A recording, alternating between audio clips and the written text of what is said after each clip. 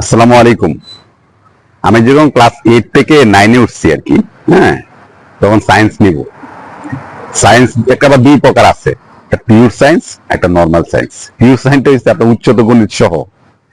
যদি আপনি বায়োলজি সহ উচ্চতর গণিত নেন তাহলে এটা বলে পিওর সায়েন্স। এটা আমাদের আমরা যখন এসএসসি পরীক্ষা দিচ্ছি তখন ছিল, এখন আছে কিনা জানি না।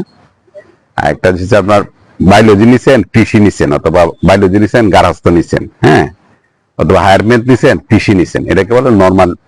নর্মাল বলে, হ্যাঁ, আমাদের এলাকায় বলতো যে পিওর সায়েন্স, নর্মাল সায়েন্স। তো আমি ক্লাস 8 থেকে তো 9-এ উঠছি আর কি। আমি একটু আগে থেকেই একটু বাসদারের লোক ছিলাম আর কি, খুব জনপ্রিয়, মানুষ মিলেমিশে থাকতে ভালোবাসতাম। যে আমার যে ছেলে হয়েছে তার অবস্থা একই, যে সবাইকে নিয়ে থাকতে সে ভালোবাসে। দেখি আজকে সকালে তার মানুষ না থাকলে সে কান্দে, তার সামনে যদি 4-5 জন থাকে সে কান্নাকাটি করে না, পেটে ক্ষুধা লাগলো কান্দে না। কিন্তু যে মানুষ না থাকে, পেটের ক্ষুধা না রাখলো, তারপর সে কান্নাকাটি করে। তখন দিকে আমার মনে হয়েছে যে আসলে জাত আসলে এরকম একটা জিনিস। তো বিষয়টা দেখলাম এরকম, যে যখন আপনি ক্লাস 8 থেকে যখন 9-এ উঠছি তখন আমার একটা ভাগ হয়ে গেছে। যখন সায়েন্স আলাদা, কমার্স আলাদা, হ্যাঁ, আর্টস আলাদা। তো আমি সায়েন্সের কয়েকটা ছেলে যারা সায়েন্স নিছে, আমার একজন স্যার ছিল সুশীল স্যার, সুশীল চন্দ্র কর্মকার। সে আমার স্যার আছে কিনা আমি জানি না, হ্যাঁ, কারণ অনেক বছর আগে তো উনি হিন্দু ছিল। তো উনি সাধারণত আমাদের উচ্চতর গণিত এবং বায়োলজি নিত, ঠিক আছে। তো আমি যাদের সাথে মিশতাম স্যারের পছন্দ ছিল না। স্যার কি আমার পছন্দ করতো কি করতো না সেটা আমি জানতাম না তখন। এখন জানি যে স্যার আমাকে খুব পছন্দ করতো। তো আমি এই যে যারা সায়েন্স নিচ্ছে, সায়েন্সের একটা গ্রুপ থাকে, তাদের সাথে আমি মিশতেছি, ঠিক আছে। যাদের সাথে মিশি, স্যার তাদেরকে বাপ দাদা তার 14 গোষ্ঠী সবাইকে চিনে, তাদের এলাকা। স্যার যেহেতু স্কুলের পাশে বাড়ি, তো আমি তার সাথে মিশতেছি। একদিন টিফিনের পরে, যখন আপনার বায়োলজি ক্লাস, টিফিনের পরে বায়োলজি ক্লাস নিবে, তখন আমি ক্লাসে যখন কিছু ওর সাথে ঘুরে ঘুরে মিশতেছি। স্যার দেখছে, ফলো করছে টিফিনের টাইমে। রক্ত জবা ফুল আতায় নিয়ে আসা, লাস্টে আসা আমি ওর সাথে এসে বসছি। বসার পরে স্যার তো কোনোদিন নর্মালিতে কোনো অপরাধ না করলে বেত নিয়ে আসে না। তো ওই দিন স্যার ইচ্ছে করে দেখলাম যে একটা বেত, মোটা বেত নিয়ে আসছে। আমি পিছনে বসছি। পিছনে বসার পরে রক্ত জবা ফুল আমার টিফিনের টাইমে ছিল হাতে, ওর সাথে ছিল, হাসাহাসি খুব ছিলাম। প্রথমে আইসি আমাকে ধরছে। ধরার পরে ধরছে কোনো কারণ ছাড়া, আমি বুঝতে পারি নাই। ধরেন আমাকে প্রায় 5 মিনিট পর বাইরেছে, পিঠ পিঠ যা আছে সব ফাড়ায় ফেলাইছে বাড়িয়ে, কোনো কারণ ছাড়াই বাইরেছে। তা আমাদের পরিবারের অবস্থাটা এমন ছিল যে আপনি স্কুলে মার খাইছেন, স্কুলে মার খাই আসছি, এটা যদি আসে বাড়িতে বলি তাহলে বাড়িতে মার খাবো। বাড়িতে মনে করেন লুকায় থাকতে হচ্ছে, যে বলার কোনো উপায় ছিল না, বলতে পারতাম না, ঠিক আছে। তখন যখন বিষয়টা এরকম হলো যে মার কাছে, আর ঠিক আছে স্যার মারছে, বাসা চলে আসছে এরকম। আরেকদিন দেখলাম যে সে, হ্যাঁ, আরেকদিন দেখলাম সে আমাকে, হ্যাঁ, আরেকদিন দেখলাম সে আমাকে করতেছে, কোনো কারণ ছাড়াই সে ক্লাসে, সাধারণ জেনারেল কাছে সে। তখন আমাদের পদার্থবিজ্ঞান স্যার নিত মাঝে মাঝে, হ্যাঁ। তখন আমি এভাবে না, ক্লাস 9 শেষ হয়ে গেল, স্যার রাগারাগি করে, প্রাইভেট পড়তে, এদের সাথে প্রাইভেট পড়ে, যাদের সাথে থাকি মূলত এটাই হইলো মূল কারণ। তখন আমি ক্লাস থেকে 10-এ যখন উঠলাম, আমি গণিতে খুব ভালো করলাম, 95, 98 দুইটাতে পাইলাম। তখন স্যারের সাথে প্রাইভেট পড়তে গেলাম, তো ফকির স্যার আমাকে ফকির বলে ডাকতো।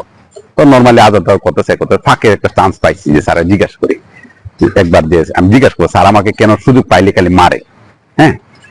তখন আমি যখন জিজ্ঞেস করলাম, স্যার আমি তো স্যার আসলে আপনি আমার প্রতি কেন রাগ আমি তো জানি না স্যার, আমাকে আপনি ওই দিন যে মারলেন, হ্যাঁ, কারণ আমার তো মায়ের বাড়িতে বলার সুযোগ নাই, কোথাও বলার সুযোগ নাই স্যার। বাড়িতে গেলে শাক করে থাকতে হয়, কারণ যদি বাড়িতে বলি যে স্যার মারছে তাহলে বাড়িতে আবার মার খাবো, তো বলার সুযোগ থাকে না। কিন্তু স্যার অপরাধটা যদি জানতাম তাহলে সুবিধা হইতো, যে কি অপরাধে স্যার মারছিলেন একটু।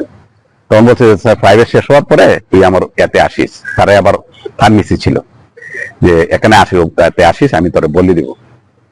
তখন আমি গেছি, যাওয়ার পরে সে ফিজিক্স খাতাটা দেখছে, দেখে আমার বলছে যে তুই যাদের সাথে চলস, যাদের নিয়ে তুই চলস, ওদের সাথে তোর যায়, ওরা কি তোর সাথে কোনো জায়গায় কোনো কাজে আসবে ভবিষ্যতে কি এখনো কোনো কাজে আসে?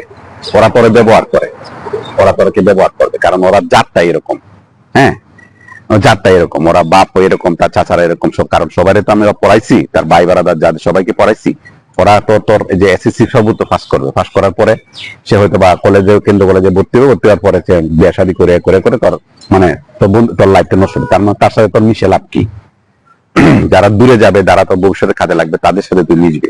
আর এটা হচ্ছে প্রথম গুণ। দ্বিতীয় রয়েছে যে বন্ধুত্বের ব্যাপারটা। দ্বিতীয় রয়েছে তারা তো মন ভালো না, তোকে সবসময় তোরা বিপদে পালাবে। কারণ আমি ওদেরকে বাচ্চারা চিনি তো, এই কারণে বললাম যে ওরা ওরা তোকে বিপদে পালাবে। ওদের সাথে তুই পারবি না, কারণ কোনো একটা দুর্ঘটনা ঘটলে তুই তাদেরকে খুঁজে পাবি না। ঠিক আছে? তো আমি বলছি যে স্যার আমি তো স্যার এরকম দেখি নাই, এ করি নাই। হ্যাঁ, বলছে যে পরে তখন স্যার 2-3টা ঘটনা বলছে, তার ভাই বাবা তারপর যারা পড়ছে এদের কথা বলছে। পরে আমি বলছি স্যার একটা কথা বলছে, যে কথা বলছে স্যার সবাই এক ফ্যামিলি কি সবাই একরকম হয়? এক ভাই হইলে এক বাপ মা হইলেও একরকম হয়? মানে এটা তো স্যার ভালো হইতে পারে, হইতে পারে। আমি কথাটা বলছি, তখন স্যার চেতে গেছে। মানে তার স্যারের কথাটা আমি না শোনার পর স্যার চেতে গেছে। তখন স্যার আমাকে একটা কথা বলছে যে জাত কখনো চেঞ্জ হয় না। তুই আমি তোরা বলি যে শান্তিকোনা স্কুলটা তুই একটা সময় হইলো তো 10 দিন পরে তুই শান্তিকোনা স্কুলটা এবার হাতে ধরে 2 হাতে বাসায়া 10 তলা বিল্ডিংটা নিয়ে তুই মনে করবে তো বাড়িতে নিয়ে চলে গেলে, তুই যদি এসে আমাকে বলস যে স্যার কালকে স্কুলটা স্যার আমি হাতে ধরে আমার শান্তিকোনা স্কুলটা আমি দিল্লি নিয়ে গেছি, আমি বিশ্বাস করতে রাজি আছি। কিন্তু তুই জাত চেঞ্জ হয়ে গেছে, একটা মানুষ খারাপ ছিল, তার বংশ শেষ হয়ে গেছে, অথবা বংশের থেকে সে ভালো হয়েছে, একটা বাপ মা তার বাপ খারাপ, মা খারাপ, তার এই বায়রা খারাপ, মানে জাত খারাপ, অন্তত সে ভালো, এটা যদি তুই আমার বলস সেটা আমি বিশ্বাস করতে রাজি না। আমি এটা বিশ্বাস করতে পারবো না, এটা বিশ্বাস করার মতো না। আমি এটা আমার এই বয়সে, আমি 60-65 বছর বয়সে, এই বয়সে আমি কখনো এটা আমি দেখি নাই। জাত কখনো চেঞ্জ হয় না। কিন্তু তুই যদি বলো যে এটা স্যার আমি একটা লাভ দিয়ে 5 কিলোমিটার চলে এসেছি, আমি স্যার সাইকেল মাথা নিয়ে, স্যার 2টা সাইকেল নিয়ে ঘুরতে পারি, মানে আশ্চর্যজনক কিছু কথা থাকে না, এটা যদি বলো আমি বিশ্বাস করতে রাজি আছি। তুই এক মন চালে ভাত খায় ফেলাইছো, আমি বিশ্বাস করতে রাজি আছি। কিন্তু আমি এটা বিশ্বাস করতে রাজি না যে কোনো মানুষের কোনো জাত, কোনো বীজ, অথবা তার বাপ খারাপ, মা খারাপ, অথবা এরা খারাপ।